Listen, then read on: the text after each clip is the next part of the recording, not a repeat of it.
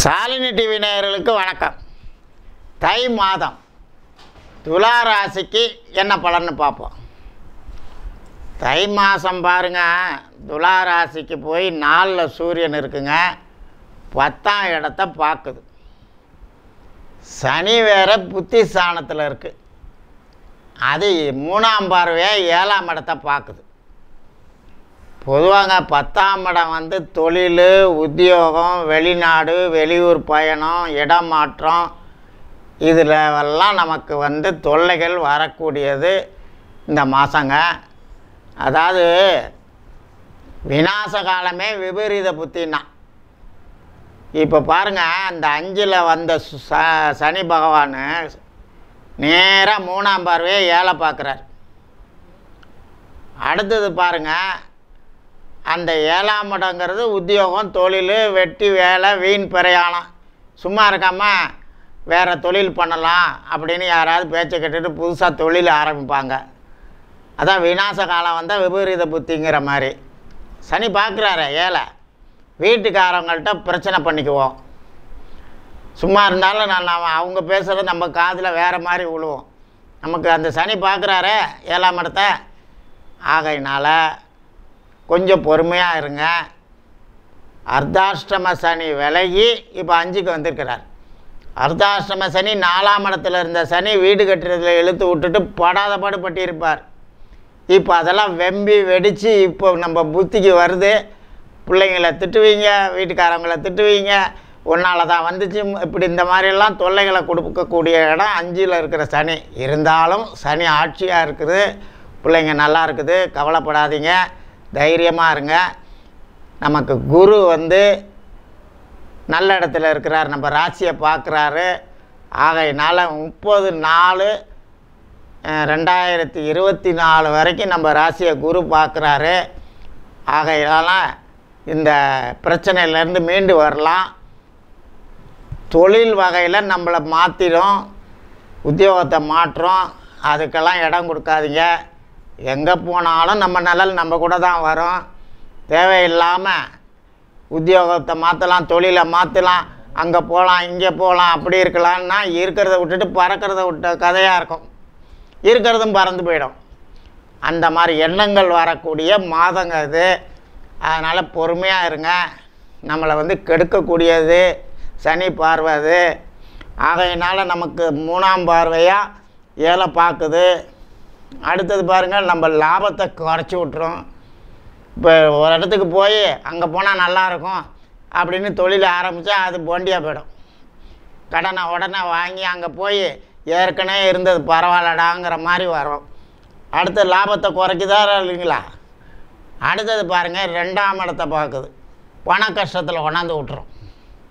சும்மா இருக்க மாட்டாமல் இந்த மாதிரி யோஜனைலாம் வருங்க.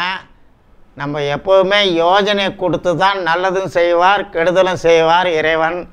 அதனால் நல்ல யோஜனை பண்ணுங்கள், நல்லபடியாக நல்லதே நினைங்க, நல்லதே செய்யுங்க, நல்லதே நடக்கும். பரவாயில்ல, அப்படி பண்ணிக்கலாம், இப்படி பண்ணிக்கலாம் அப்படிங்கிறத அப்படி மனசு சொல்லும்.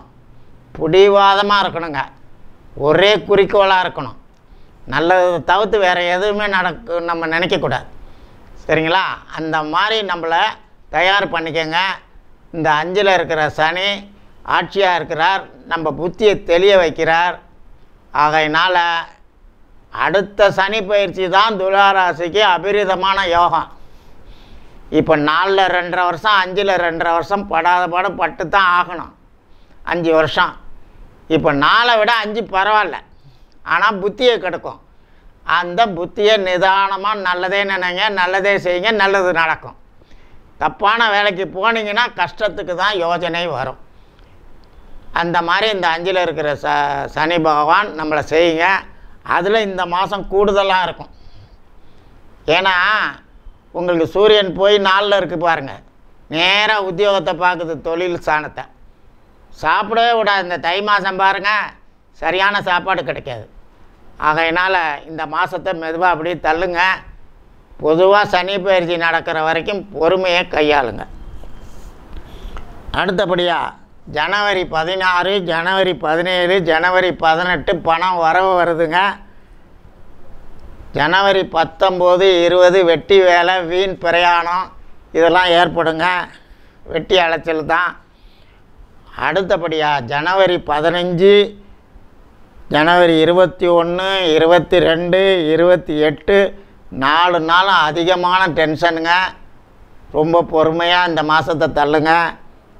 அடுத்தபடியாக பிப்ரவரி 4, பிப்ரவரி 12 இந்த 2 நாளும் கூடுதலான டென்ஷன் இருக்குங்க. அதனால் பொதுவாக உங்களுக்கு இந்த சனி பயிற்சி தொழிலை கெடுக்கும். புத்திர வகையில் சங்கடங்கள் ஏற்படுத்தும். அதுங்களுக்கு அதுங்க ஆட்சியாக இருக்குது. அதுங்களுக்காக அதிகமான செலவுகள் பண்ணணும். அதுங்க நல்லா ஆட்சியாக நமக்கு யோகத்தை கொடுக்குது. அவங்க வேலையெல்லாம் பூர்த்தி பண்ணுறதுக்கு கடன் வாங்கி அதை செயல்படுத்தணும். நம்ம புத்தியை கெடுக்கும். அதனால் நமக்கு தெய்வ சிந்தனையோடு இந்த மாதத்தை தள்ளுங்க. நமக்கு குரு வேறு நான் பார்க்குறாரு. அதனால் நல்ல புத்தி கொடுப்பாரு. 30 நாள் வரைக்கும் நமக்கு நல்ல காலம் கொடுப்பார் குரு. அதுக்கப்புறம் 1/5/2024 வர்றாரு குரு, 8க்கு வர்றாரு. அது அப்போ நான் பலன் சொல்கிறேங்க. இந்த 5ல் இருக்கிற சனி அடக்கி வாசிங்க.